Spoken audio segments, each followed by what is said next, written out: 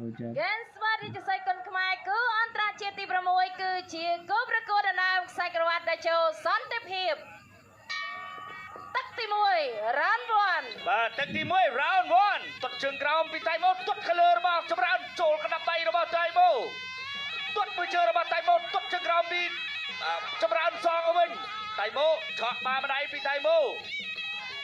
មួយដៃចូលពីចម្រើនមួយដៃទៀតពីតៃម៉ូទាត់មួយជើងទាត់ទៅទាត់មកទាត់មកវិញពីចម្រើនទាត់មួយជើងពីតៃម៉ូទាត់មួយជើងពីណែទាត់ទៅទាត់មកទាត់ទៀតពីចម្រើនទាត់មួយជើងពីចម្រើនទាត់ពីចម្រើនអាយ៉ា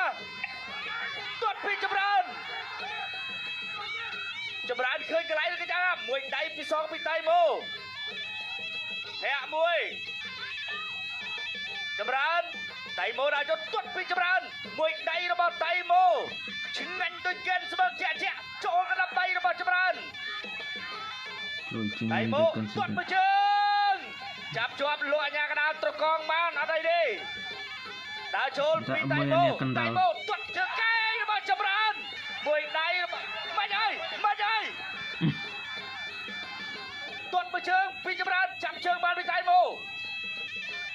បាទមិននេះចម្រាញ់កែងរបស់ចម្រើនទាត់ជើងក្រោមពីតៃម៉ូបត់កែងពីចម្រើនទៅហើយអាយមួយកែងពីចម្រើន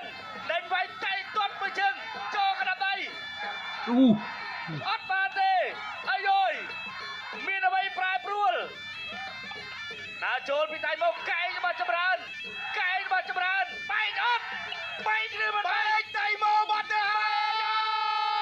យដើរចូល1-2របស់ចម្រើនទាត់មួយជើងពីចម្រើនចាប់ជើងកាច់ទម្លាក់ពីតៃម៉ូអាយចម្រើនកែងរបស់ចម្រើនបាទឆាកមួយរបស់តៃម៉ូចម្រើនទាត់ជើងក្រោមបែបអាម្ដាយឆាកលេងខ្លួនចូលរបស់តៃម៉ូត្រូវកែងទៅកែងមកបច្រាស់គ្នាត្រូវល្អអត់ចេញទេតៃម៉ូមួយកែងរបស់ចម្រើនកែងរបស់តៃម៉ូ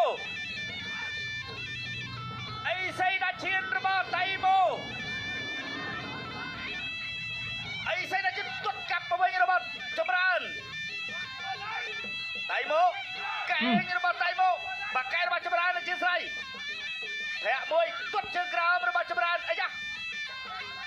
បាទតៃម៉ូដើរចូលខកបានមួយចេញមកលើចម្រើនកណ្ដាប់ដៃរបស់ចម្រើនចេញមកវិញកែចាប់ទី1